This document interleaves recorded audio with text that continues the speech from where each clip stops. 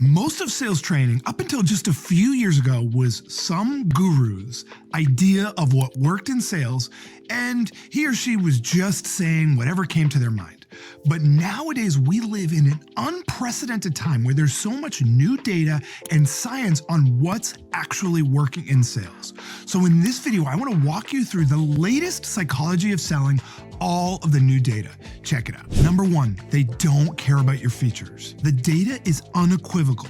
Salespeople that lead their sales conversations with the features of their offering are far less likely to actually close the deal. So what we need to be doing is, instead of leading with the features, we need to understand exactly what's going on in their world, what are the key challenges that they're facing, and then match those challenges with the solutions that we offer, never really focusing too deeply on the actual features of what we offer. Number two, keep it back and forth. What the latest data that we just came out with shows is that top performing sales reps are having much more back and forth conversations in sales.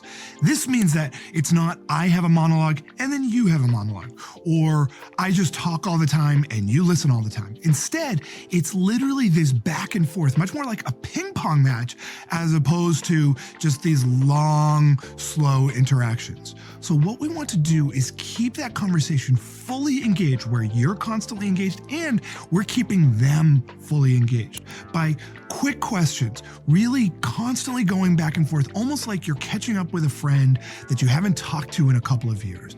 That's the kind of back and forth that we need to see. Number three, slow it down. What the data shows is that conversations by top performing salespeople are much slower in terms of the actual pace. That means that prospects are speaking fewer words per minute and salespeople are speaking fewer words per minute. The more we can kind of slow down the pace and create a comfortable conversation where we're just having a genuine back and forth, the more likely we ultimately are to close the sale. Because let's face it, when you're speaking to someone that you're actually comfortable with, suddenly the pace of the conversation slows down. We don't feel like we're in this rush to just say the next thing, but instead it's this constant back and forth that is at a comfortable pace. Number four, half aren't a fit. Know that. So what the data shows is that about half of prospects that you're going to come across are never going to be a fit. And it's really important to just know that. And that really changes the psychology of how we're selling. Because traditionally, most salespeople think, I need to close every single person that I'm in front of. And that changes the way we think. It changes the psychology of our brain. But when we realize that half of the prospects that we come across are never going to buy from us, they're never going to be a fit. It doesn't matter if you're the greatest salesperson on the planet, they are not going to close. Once you understand that, the goal of the conversation isn't to close every single person with a pulse, but instead to determine whether the prospect that you're talking to right now is an actual fit for what you have. And if they're not, move on. Number five, sell like it's a game. We live in an age where sales really is like a video game, right? Think of what the typical video game is.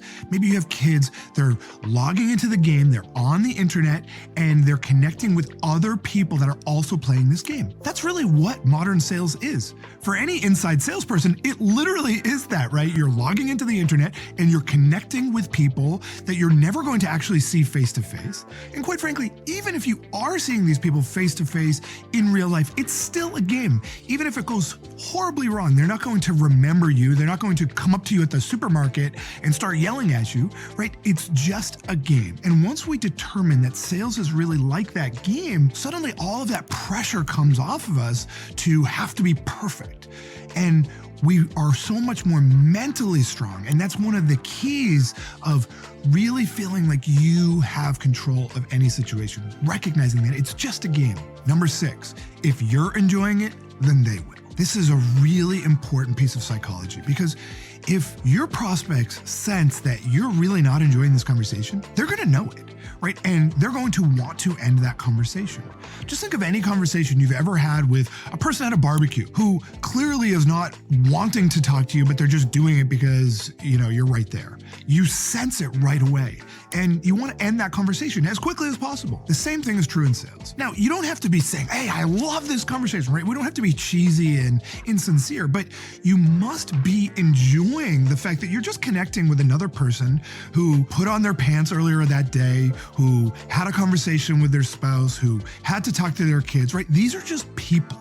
And the more we can enjoy just having a conversation with someone. Now, that's not the goal, but you want to enjoy it along the way. Otherwise, they're going to want to end that conversation. Number 7, humans sense fear instantly. One of our deepest pieces of programming goes back to when we were hunter-gatherers, and we could immediately sense fear on another person. It's all over our face when we're nervous. We start to twitch, our voice trembles, we quiver, we react strangely, and your prospects will immediately sense the fear on you if you're feeling it. So what you want to do is just, again, put your mind at ease. Recognize that it's a game. There's no pressure to close this specific deal. You're just having a conversation. Enjoy it, right? All of the ideas that we've already talked about. Because if you are feeling and portraying fear, the prospect is going to know right away. Number 8, get them talking. Now, it probably doesn't require a PhD in psychology to understand that people enjoy conversations in which they're fully engaged, in which they're doing a lot of the talking, right? Think back to when you were in college or in high school. Did you enjoy long lectures where the teacher or the professor was just going on for on and on and on for hours? Of course not. Right? We want to be engaging our prospects in conversations where there's back and forth and where they're doing a lot of the talking.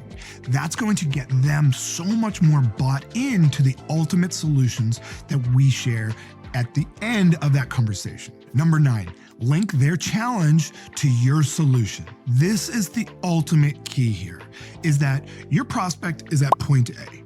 They want to get to point B. And between point A and point B is a very rocky road. And so you have the solution that can help get them from point A to point B. If you can demonstrate that you have that solution from point A to point B, they are going to make an investment, assuming that the ROI sounds right. So we need to link their challenges, all of those rocky roads, to your solution. So if they believe that you can help them solve their challenges, your solution is going to seem like a total no-brainer.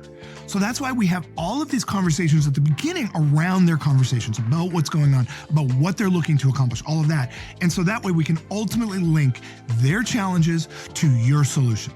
Remember, this has nothing to do with the features of your offering. It has really, quite frankly, not a lot to do with what you're actually doing. It's so much more about the end solution that you are going to create for them.